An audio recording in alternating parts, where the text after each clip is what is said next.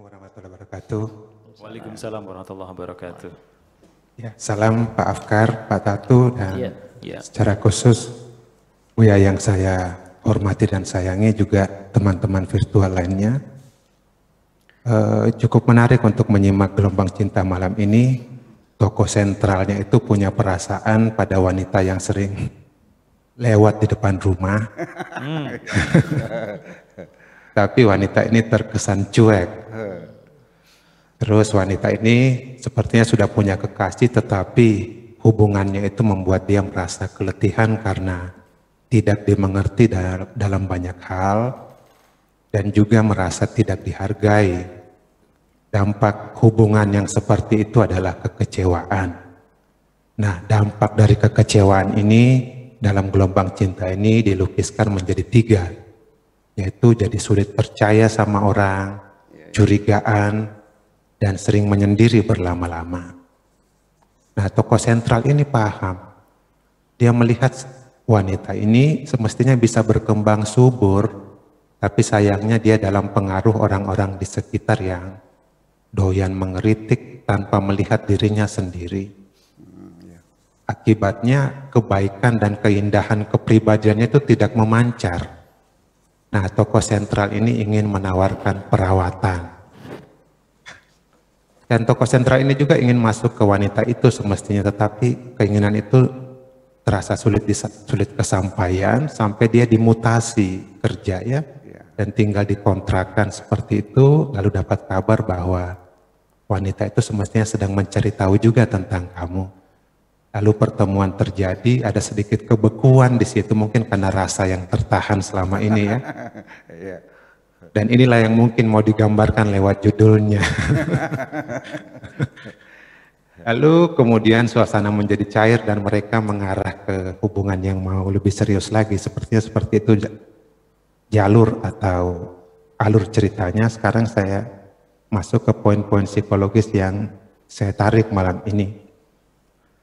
Yang pertama, kalau ingin hidup indah bisa saja, tapi jangan sibuk melihat kejelekan orang lain. Lihatlah diri sendiri, dan dengan begitu hidup yang indah itu bisa dirasakan. Lalu kedua, ada ajakan bercermin, melihat diri dalam keadaan tenang, seperti kalau kita melihat diri kita di permukaan air yang tenang. Katakanlah di telaga seperti itu, benar-benar nggak ada riak, nah kita bisa bercermin. Tapi kalau airnya beriak, apalagi seperti air mendidih, mau lihat apa di situ, nggak ada yang dilihat. Lalu yang ketiga itu manusia bisa lebih buruk daripada setan, dan ini memang terjadi dalam perjalanan historis manusia ya. Beberapa kali terjadi genosida atau pembunuhan massal seperti itu ya. Nah, ini manusia kok bisa melakukan itu pada begitu banyak manusia, ini kan jelas lebih buruk dari setan. Dan dalam situasi klinis pun itu saya temukan orang-orang yang datang menemui psikolog, psikiater itu bukan korban siapa-siapa kok, dia korban manusia juga. Iya. Itu ya. Lalu yang keempat, hidup kokoh. Nah, di sini ada poin penting ini saya pikir untuk hidup kita masing-masing. Untuk hidup kokoh kita diberi semacam saran di sini, berjalanlah senyum tanpa sakit hati di tengah orang-orang yang tidak mengerti. Dan yang kedua, selalu menjaga niat dan kata-kata. Lalu Tuhan memberikan banyak hal yang tidak kita inginkan semestinya. Jadi kalau kita punya keinginan dan gak kesampaian, ingatlah selalu bahwa sudah banyak yang Tuhan berikan dalam keadaan kita nggak menginginkannya. Ini Buya seringkali memberi contoh yang sangat jelas menurut saya, seperti saya bisa berjalan itu saya nggak ingin, tapi kok diberikan. Perut saya isinya usus yang mencerna makanan, itu saya nggak inginkan, tapi saya diberikan. Dan banyak sekali yang kadang kita nggak sadari sehingga kita lupa bersyukur. Lalu yang keenam di sini, ketika bertemu orang yang tidak mengerti, lebih baik diam daripada buang-buang kata dan penjelasan yang ujung-ujungnya tidak dimengerti juga. Lalu yang ketujuh, persahabatan itu rusak ternyata. Nah ini agak baru buat saya. Seringkali tuh kita mengatakan rusak karena pertengkaran. Tapi kali ini kita diberitahu persahabatan rusak bukan karena pertengkaran, tapi karena ketiadaan perhatian di dalam hubungan itu. Betul, betul. Ya. Terus nomor 8, poin ke-8 itu, ini menarik nih. Mungkin nanti Buya bisa mengkonfirmasi apakah tafsiran saya ini sejalan atau tidak. Buya mengatakan dalam gelombang cinta ini tertulis, sebelum tersandung cinta belajarlah tentang ilmu lupa. Di sini saya coba menafsirkan secara pribadi bahwa ini terkait dengan tidak menyimpan rasa sakit dalam hubungan atau mudah memaafkan. Mungkin saya keliru dalam menafsirkan itu. Lalu yang berikut itu dinamika hidup, bahwa orang kadang memperhatikan saya, tetapi saya yang tidak memberi penghargaan pada perhatian itu, atau sebaliknya, saya memperhatikan orang, tetapi orang itu nggak menghargai perhatian saya. Nah, tidak perlu mengharapkan dihargai, itu intinya. Hargailah diri sendiri. Dan yang terakhir, perjalanan hidup itu selalu disertai banyak perubahan. Kita harus fleksibel sedikit. Kadang orang yang kita benci justru kita cintai, dan kemudian orang yang kita cintai kadang-kadang menjadi orang yang kita benci. Nah, seperti itu saja mungkin Pak Afkar.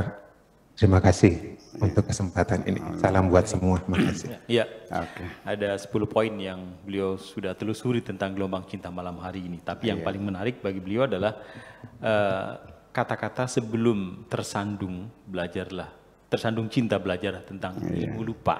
Maksudnya gimana tuh? Anyhow, is the best appreciator.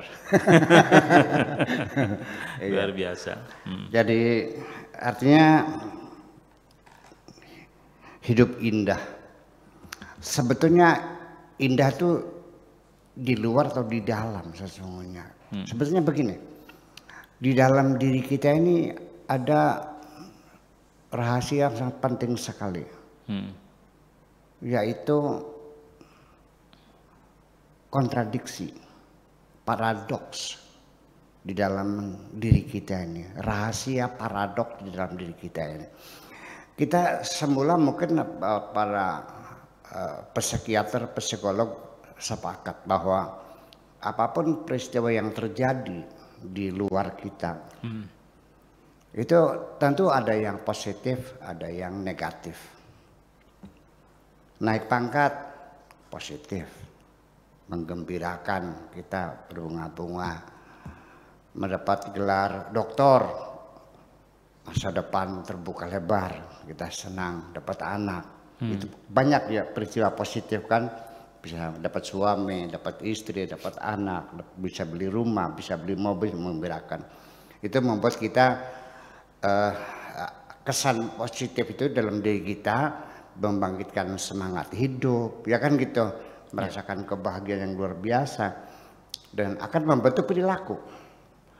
Kemudian yang terjadi di luar kita juga seringkali yang negatif, kematian orang tua, kematian anak, dipecat dari pekerjaan, di PHK, ya kan, kena penyakit, itu sebenarnya menimbulkan penderitaan.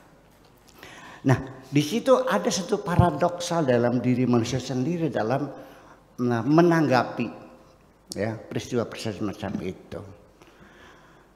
Bahwa ada orang yang paradoks, dapat pangkat, dapat jabatan, dia tidak sebagai apresiator seperti mencerahan, malah dia mempunyai penilaian, pengolahan, memanage hatinya itu berbeda. Waduh, dengan pangkat jabatan semacam ini berarti tanggung jawabnya semakin besar. Kemudian saya gaji naik, nanti akan banyak orang yang iri hati kepada saya. Pangkat saya tinggi bisa tumbang. Ya, yang pohon yang tinggi yang tumbang. Kalau rumput mah nggak ada rumput tumbang itu. Ya, jadi akhirnya yang muncul itu yang negatifnya. Kan aneh. Tetapi ada juga orang yang mendapat penderitaan, diterpa dengan penderitaan, dengan kegagalan, dengan kebangkrutan. Tapi dia bisa melihatnya dengan positive thinking dia yang luar biasa. Barangkali ini yang terbaik buat saya. Apa yang terjadi adalah pelajaran penting bagi saya. Yang penting hidup ini jangan sampai kita tersandung di batu yang sama 2 kali. Kata Aristotelesnya begitu. Kata Nabi Muhammadnya tidak terjerembab di lubang yang sama. Nabi Muhammad bilangnya terjelebab pada lubang yang sama. Aristotelesnya tersandung di batu yang sama. Ya, satu pelajaran. Dia merasa nyaman-nyaman saja. Ya, jadi selalu mengatakan ketika dikucilkan juga dia oke. Di negeri kita penduduk ratusan juta, saya punya pilihan yang lain kok. Ya, saya ingin membagikan diri saya nggak ada urusan, saya tidak tergantung kepada siapapun. Jadi di dalam diri manusia itu ada satu mekanisme yang berbeda. Jadi sehingga keindahan hidup ini adalah depend on sebetulnya. Jadi kemampuan nafsu, nafsu, ya kan, jasad, rohani, perasaan, itu semuanya hanya merupakan perangkat lunak saja yang pada kita, tergantung bagaimana kita menginstalnya. Anda mau bahagia, nih begini cara menginstalnya. Tapi seringkali ketika saya memberikan install begitu, banyak orang menolak. Alasannya bukan makom saya, membatasi dirinya sendiri. Itu. Kemudian yang kedua itu apa tadi? Diri sendiri dengan tenang. Bercermin ya bercermin lah. Bercermin. Memang bercermin diri ini dalam istilah psikologinya ya introspeksi lah. Ya, mawas diri, self correction. Di situ ada keberatan. Jadi introspeksi itu ada keberatannya, Mas Rahan. Yang paling berat adalah kenapa? Karena kita sering tidak jujur dengan diri kita sendiri kok. Sampai pada saat kita mengakui ini, untuk mengatakan ya kalau begitu aku yang salah, ini berat sekali. Ada apa di balik orang merasa keberatan mengaku bersalah? Ini yang jadi persoalannya. Ya, jadi sehingga menjadi sulit metode introspeksi itu untuk dilakukan setiap orang. Kejujuran itulah. Maka sesungguhnya dalam tasawuf kejujurannya merupakan satu instrumen yang sangat efektif sekali. Kejujuran ini. Bahkan di dalam akidah itu seorang nabi itu harus punya sifat jujur ya. Jujur itu jujur lahir, jujur batin, jujur berkata, jujur berbuat, jujur memberikan keputusan, bukan jujur ngomong aja. Dan sudah saya katakan bahwa jujur itu jangan didefinisikan terlalu mudah, simpel sekali. Apa yang dikatakan sesuai dengan kenyataan. Lah, apa betul begitu? Sekarang kalau Pak Afkar ditanya Belanda, mana bapak kamu? Pejuang. Dia sembunyi di atap. Mau jujur, Tuan Belanda, bapak saya di atas, jadi bunuh. Nah kita mengatakan bapak saya baru keluar Pak Belanda itu baru keluar, saya nggak pernah mengejar. Anda bohong nggak? Kalau definisinya tidak sesuai dengan kenyataan, Anda berbohong. Nah di situ artinya tidak semudah itu kita mendefinisikan kejujuran. Sekarang orang munafik, ya kan, mengatakan kepada, katakanlah kepada Nabi Muhammad barangkali kan gitu, engkau adalah utusan Tuhan. Orang munafik nih. Omong dia jujur nggak? Lihat kenyataannya. Tapi hati dia tidak jujur kan? Iya. Pak Profesor Han adalah the best appreciator. Gitu. Jujur kan gitu, ya kan gitu. Tapi bisa saja orang yang di dalam hatinya tidak meyakini keilmuan Profesor Han, dia berpura-pura mengatakan, nyatanya iya kok, dia ahli di bidang psikologi, ya kan? Dia seorang dosen yang mumpuni, yang menguasai, tapi karena dirinya itu ada kebencian, katanya benar nggak?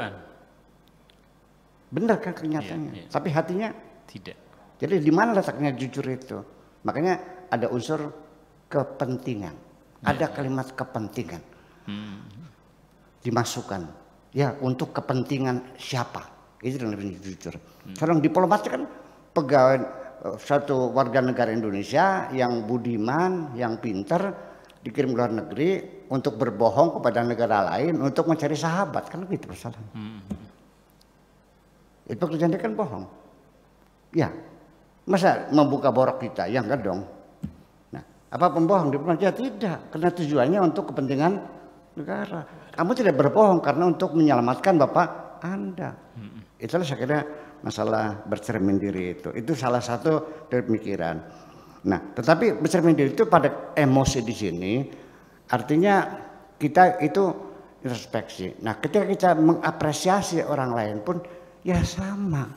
Kita cermin diri dong. Anda ini siapa?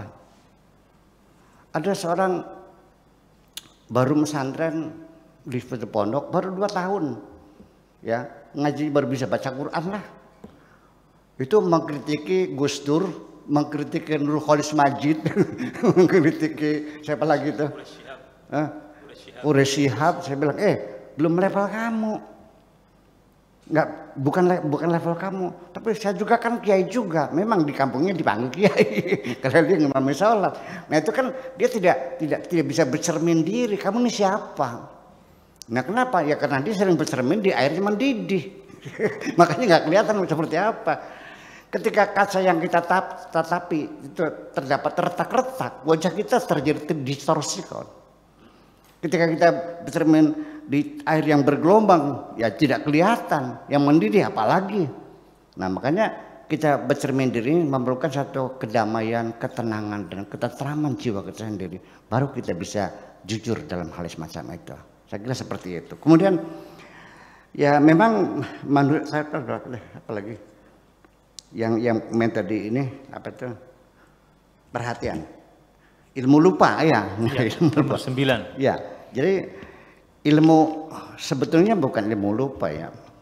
Sebetulnya kita tidak lupa kok. Sebetulnya apa saja perangsang yang sudah ditanggap oleh indera kita lalu menjadi kenangan, lalu disimpan dalam memori, nggak hilang kok. Kecuali kitanya terbentur kepalanya, salapnya putus, ya neuro receivernya itu putus barangkali, itu kita lupa.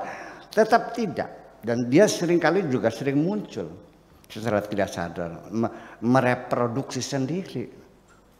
Kita tidak menghendaki mengingat, tapi dia muncul sendiri kok. Banyak sekali kenang-kenang itu muncul sendiri, semacam itu. Jadi nanti belajar lupa ini sendiri sebetulnya istilahnya belajar lupa lah. Minimal kita belajar mengabaikan atau kita mencari reasoning, ya, rasionalisasi terhadap peristiwa itu, sehingga pada saat kita memakluminya mengatakan ya udahlah itu kan wajar, ya kan, orang itu menyakiti hati kita. Akhirnya begitu kita maklumi, ya udah kita maklumi aja, yang orang itu uneducated kok, ya kan, sekolahnya baru SD. Masa saya menuntut? Nah, ketika kita berani memberikan pengertian kepada orang lain dan memakluminya, itu salah satu yang paling efektif kita bisa melupakan. Di samping itu juga kita istisghar itu namanya menganggap kecil ya, bahwa hal semacam itu tidak terlalu penting bagi hidup saya, ya, tidak akan mengganggu kebahagiaan saya. Oke, cuekin saja. Kemudian yang paling mudah dilakukan semua orang yaitu dengan cara mencari kesibukan-kesibukan. Ya. Dengan maksud apa? Dengan maksud untuk mengalihkan perhatian. Jadi mengalihkan perhatian itu bukan dengan tidur, malah semakin mencekam ya, mencari kesibukan-kesibukan sampai tubuh kita merasa lelah. Sehingga kita tidak sempat kenangan itu mereproduksi sendiri. Kita cari kesibukan ngelap mobil seperti yang saya lakukan. Ya, saya ngomong sendiri, ngecat sendiri mobil itu. Iya.